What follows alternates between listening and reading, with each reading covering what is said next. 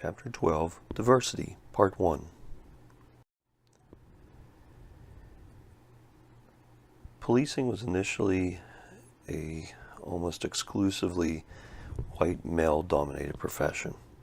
And so that was true really throughout most of police history until about the last half century. And so in the last half century or so, we've begun to see a more vibrant diversification of policing. And so we've tried to diversify the police by including more women, more minority police officers, and we've seen mixed success for both of these. Certainly there are more women, more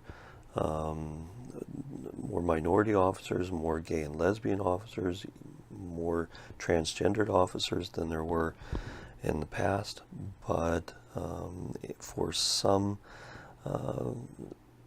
groups, the numbers are still pretty lacking. We still haven't reached a representational diversification. What we mean by that is their numbers don't really reflect the numbers in the general population. So for instance, if you have a general population that is 50% women, you would expect that the police force would be 50% women. But we're going to see that we're nowhere close to that in policing. In other areas, we've done better. So let's take a look at some of the general things about diversity. So if we look first at racial diversity, of all the different areas of diversity, whether we're talking about gender, race, sexual preference, then this is probably where we've made the greatest strides.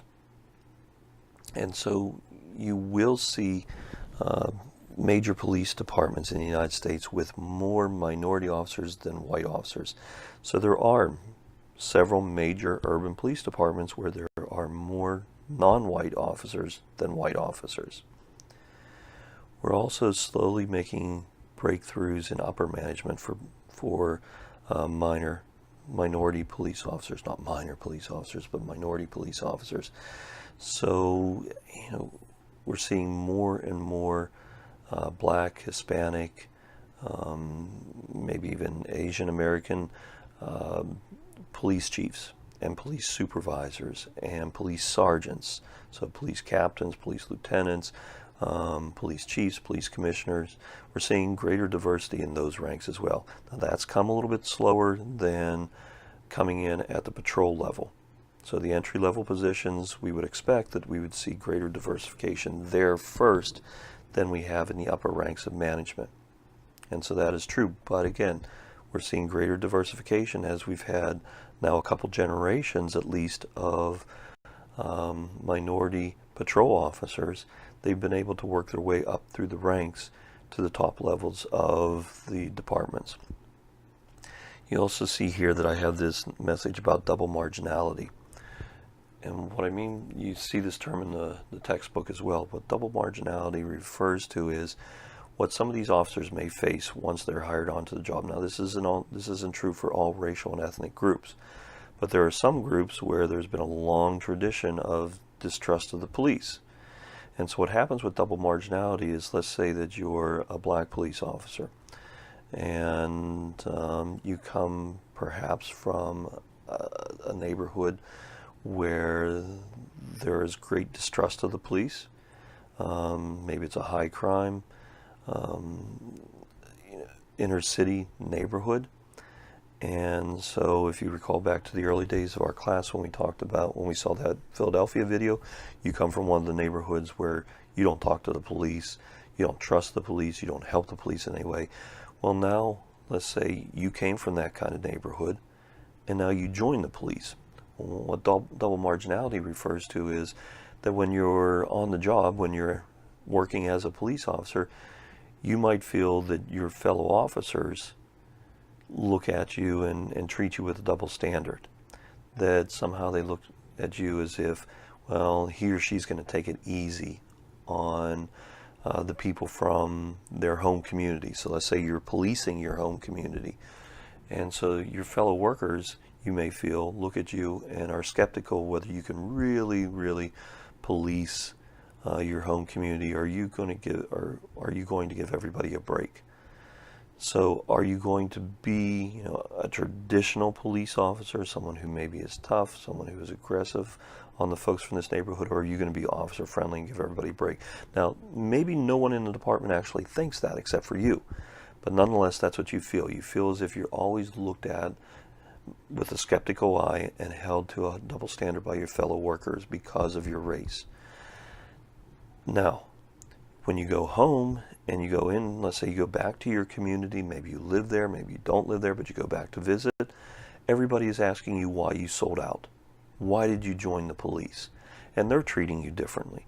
So you're marginalized in both communities, both in your home community, your personal community, and also your work community.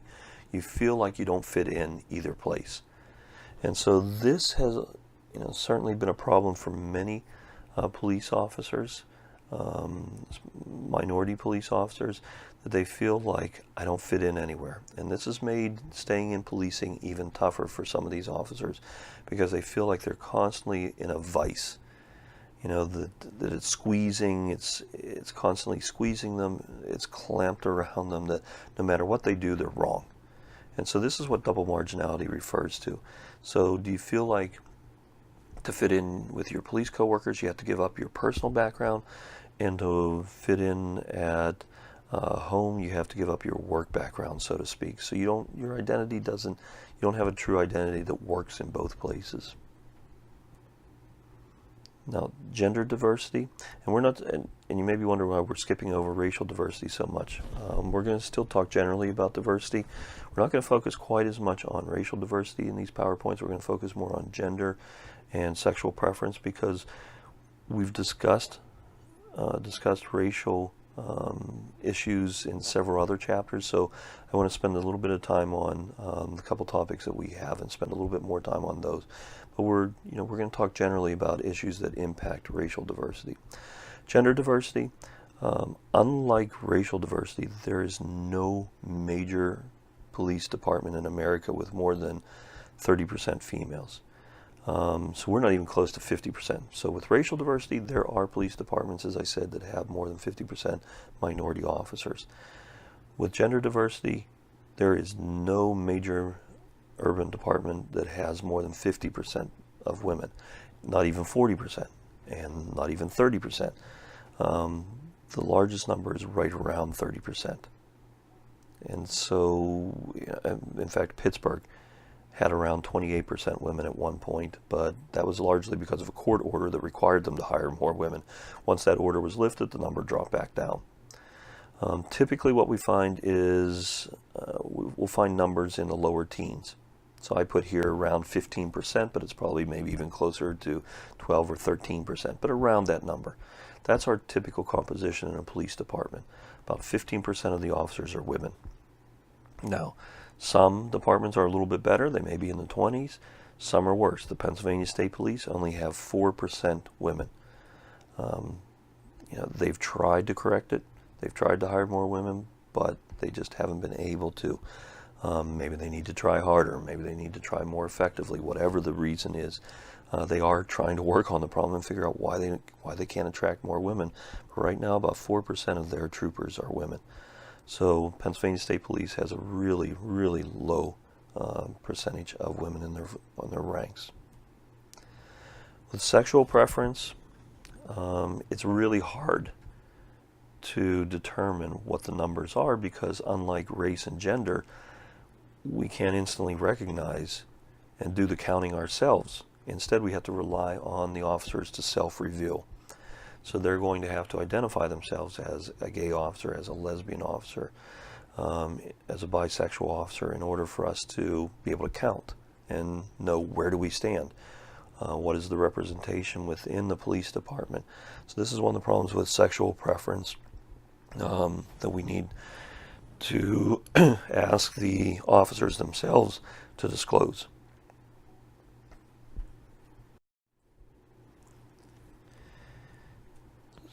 So we've had now 50 years or so of diversification. And the question is, does diversity really make a difference?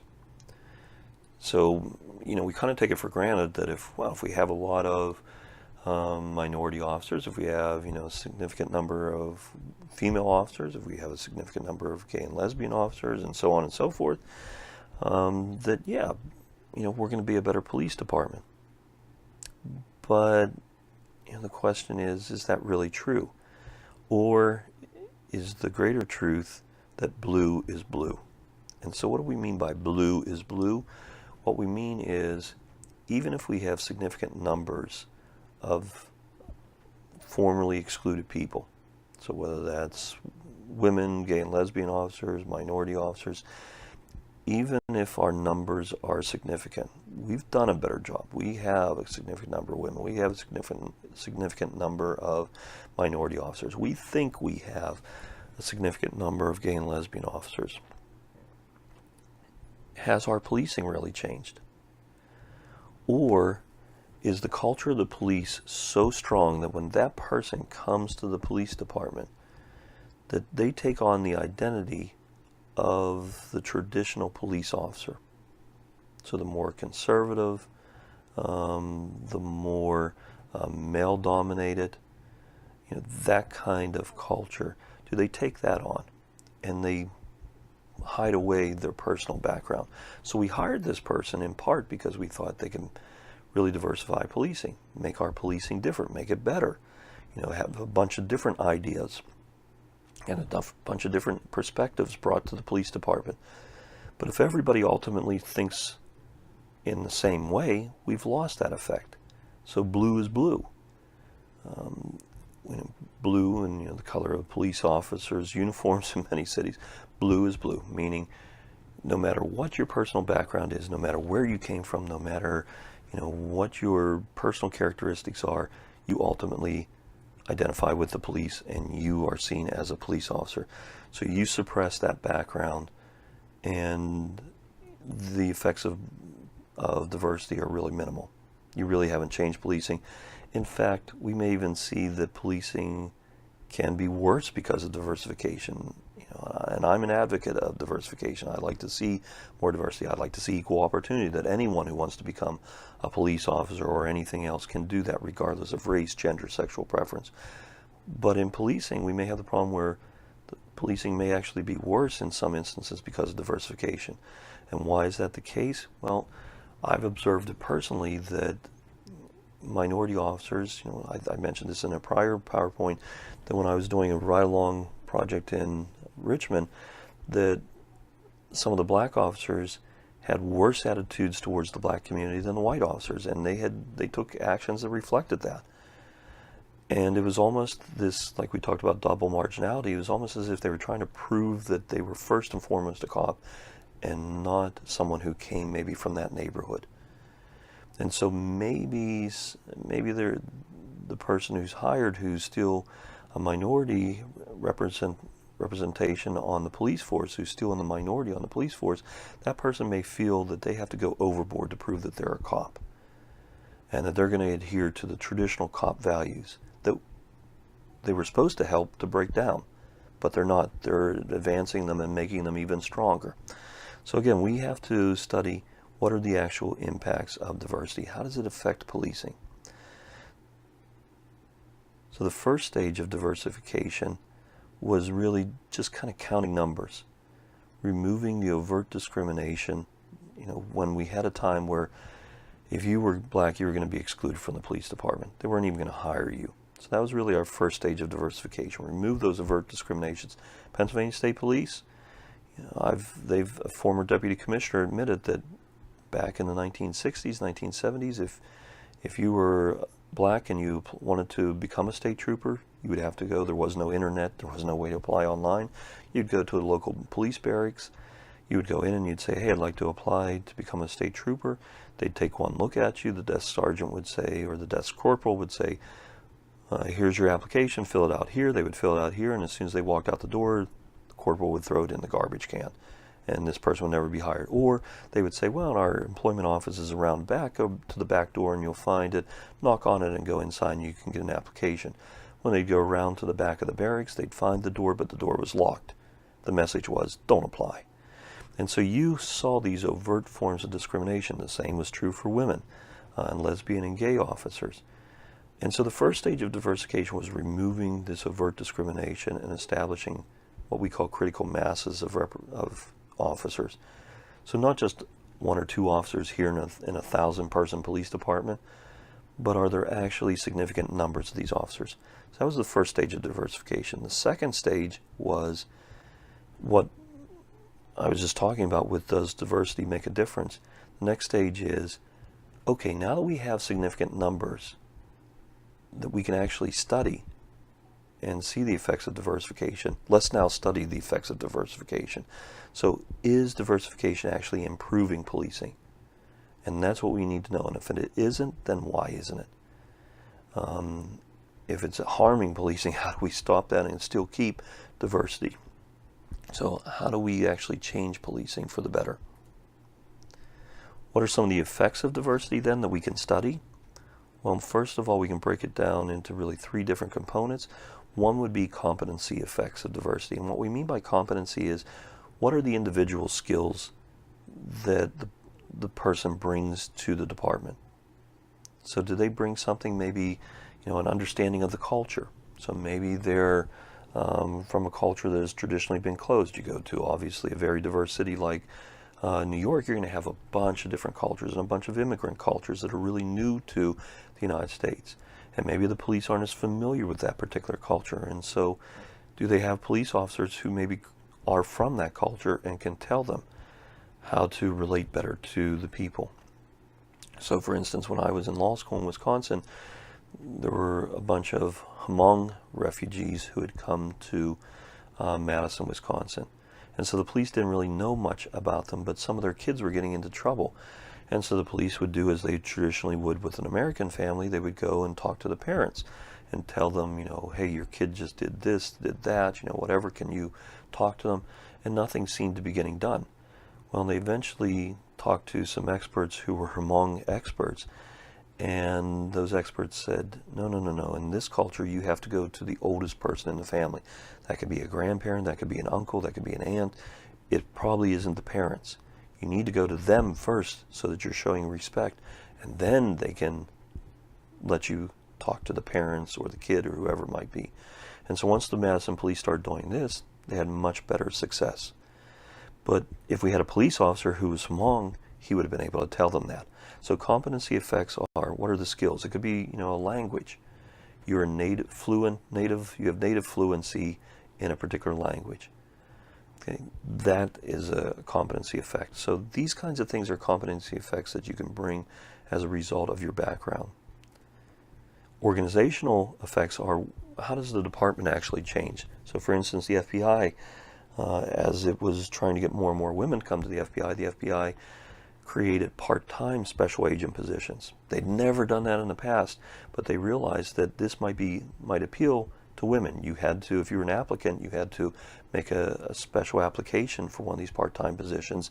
Normally they wanted you to be full-time, but they realized that we could have more diversity, we could have more women if we allowed part-time. We'd rather have you here 30 hours a week rather than 0.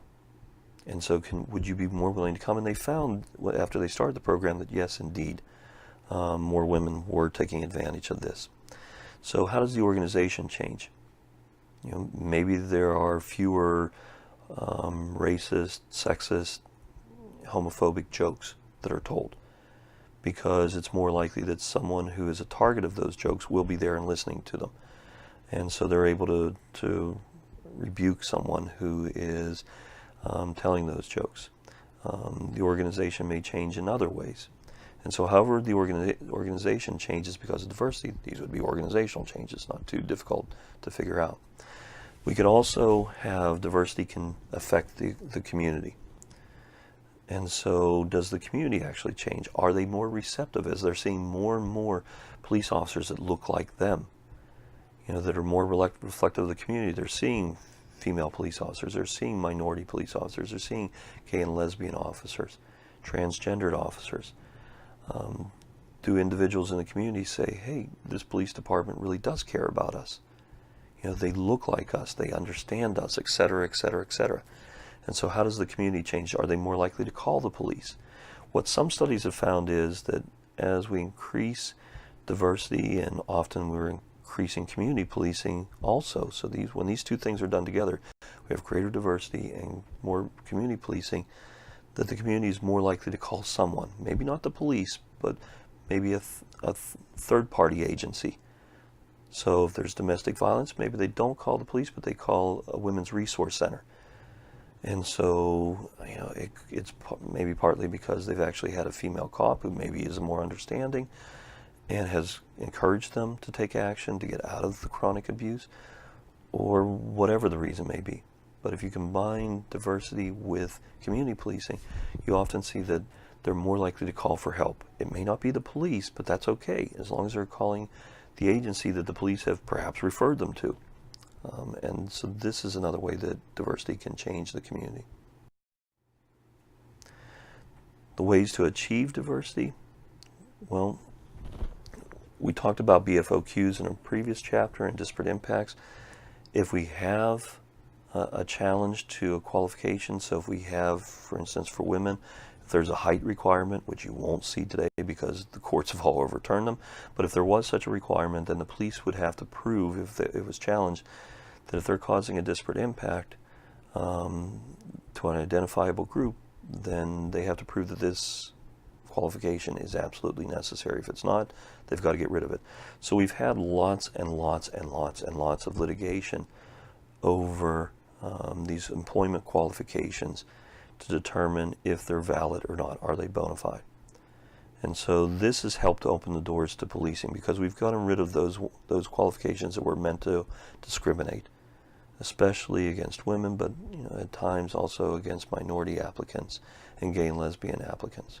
Because we used to have, and we would find that in some departments there was an outright exclusion of gay and lesbian officers, and the thinking was there were laws in those states that forbid homosexuality. And so as long as those laws existed, they said you can't be a police officer.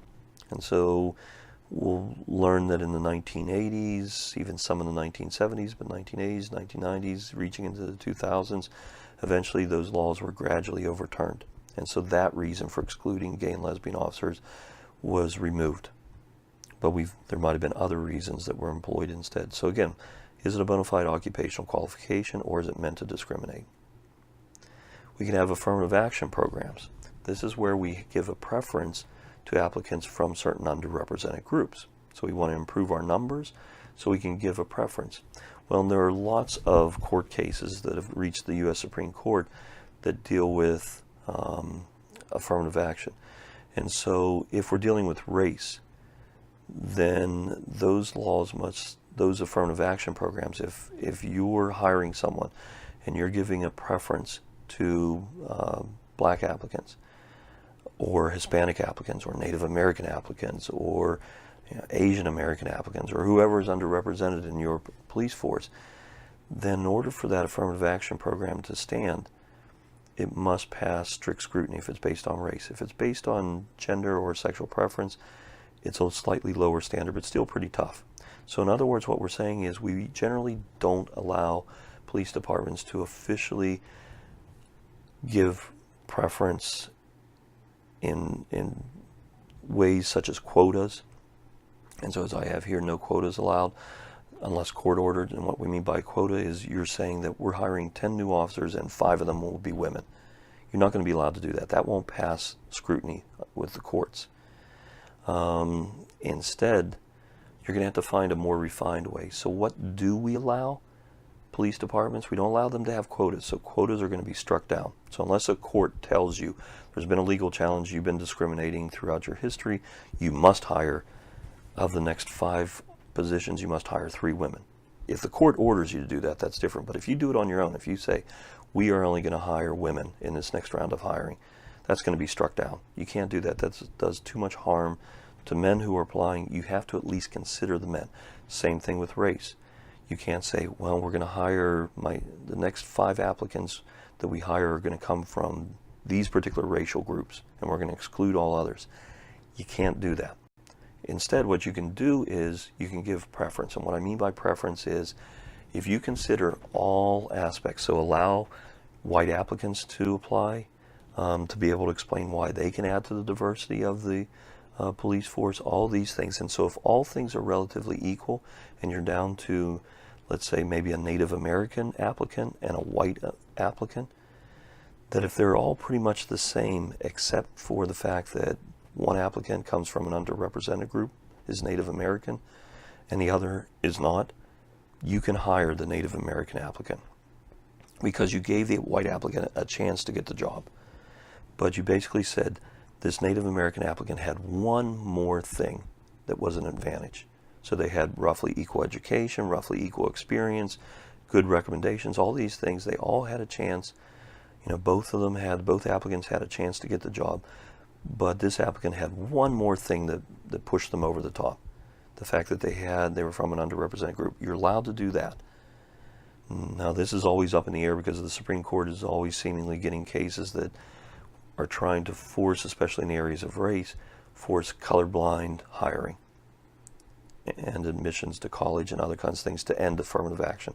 But as it is now, you are still allowed to give a preference to an underrepresented group, but only after you've considered all other characteristics, or you've considered the variety of characteristics that each applicant brings.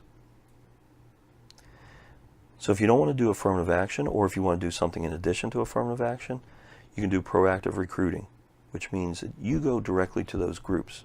So this wouldn't violate the Constitution, but you go and send your recruiters right to where maybe the highest concentration of those groups are located. You want to represent, you want to get more women into the police department? Well, you go to women's studies programs at universities. You go to other groups where women might be really concentrated, and you try to promote your police department to them. The same with maybe minority applicants. You don't just go to the CRIM departments, you go to the African American Studies Department, the Asian Studies departments, et cetera, et cetera, et cetera. So your recruiting, your advertising can be directed at underrepresented applicants. When I was in Pittsburgh, the local FBI recruiter was leading efforts nationally to recruit more women and minority applicants into the FBI. And so with the blessings of headquarters, he had created a billboard, and it was right off the Pitt campus. And it had a picture of an African American woman who was beside a slogan that said, "I am today's FBI." And so, again, you can do things like that. There's nothing wrong with that. Obviously, white male applicants can still apply, but you're directing more of your ad campaign towards underrepresented groups. You can also have Start Early, these camp cadet programs where kids go and the police run a camp for them and show them different aspects of police work. They get them to do physical stuff, all these kinds of things. So go out there and, you want to get more women, well, start early and go to the Girl Scouts and sponsor one of these camps with the Girl Scouts to give them the idea that early on in their lives that, yeah, I can be a police officer. It's not just the guys. It's also the gals. And so I can do this. So when I'm a little girl, I can dream about being a police officer, and it's okay. So we can do these things, other youth programs. Maybe you run a police athletic league where you really get into contact with young people, and maybe, again, it's maybe a mostly minority community, and you run a athletic league there, or you do some other kind of program. So again, show that for many of these neighborhoods, maybe they've never had a positive or a long interaction with police officers. Provide that.